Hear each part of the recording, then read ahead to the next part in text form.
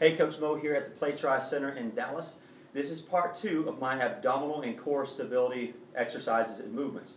For this series, we're going to be on the floor for all the movements. I'm going to start you with the most common and basic movement, the plank. But we're going to add an element to this. We're going to add a little bit of instability. We're going to do a plank to a push-up. All right? So here's what it's going to look like. I'll show you from the side, then from the front. We're going to start in the plank position. My hands are in fists, parallel with my shoulder, okay?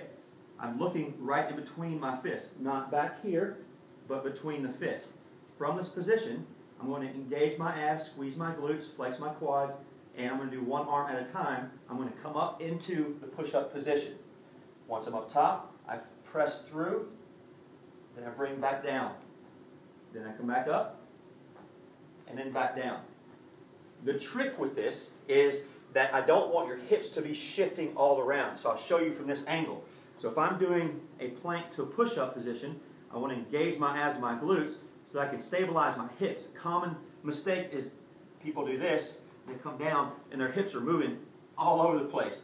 So you may have to start with your feet a bit wider to create a stable base, and then as you progress and you get stronger in your glutes and your quads and your abs and core, you can bring your feet in a little bit closer, okay? But that's the plank to push-up. I'll show you from the front position again so you can see.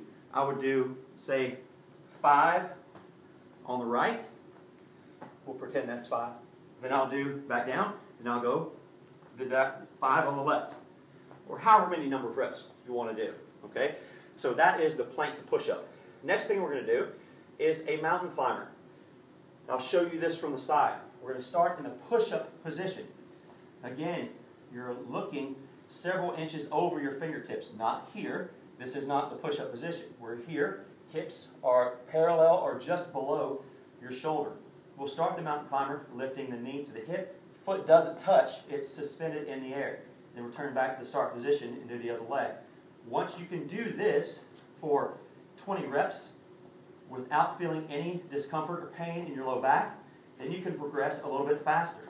And then ultimately, you can move into more of a running type motion. But the key with the mountain climber is that you maintain a stable spine. Meaning, I don't want this, and I don't want you to run with your hips. If your hips are in the air like this, you're doing it incorrectly. Slow down and keep your hips parallel. All right?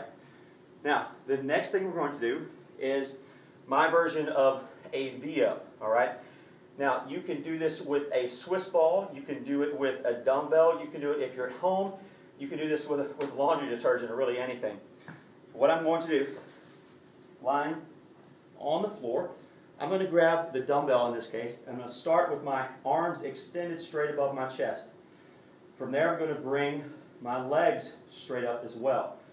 You might notice you get a bit of hamstring stretch with this as well. If you have to, if you're very tight, you can bring your feet, really, optimally this is where I want you at 90 degrees, but if you can only bring your feet up so far, that's fine.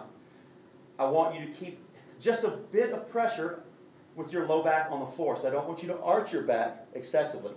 So the movement, I'm going to simultaneously lower my legs and lower my arms from the shoulder and from the hip. Now I'm only going to do this, I'm only going to go as low as I can while maintaining that still position in my spine. So as soon as I feel my back start to arch, that's the end of my range of motion. I'm not going to go any lower than that. Then I'll return back up. So I find that point, my abs are engaged, where I can go just as low without arching my back, and then I come back up. Okay? So that is the abdominal V-up. The last thing we're going to do is a side plank, but we're going to add an element to it to work the posterior delt. So this is a side plank with a shoulder abduction. We're doing an abduction of the shoulder, and it looks just like this. We start in the side plank position with the elbow, hand in a fist. I want your elbow directly underneath your shoulder. Not out here, but underneath your shoulder.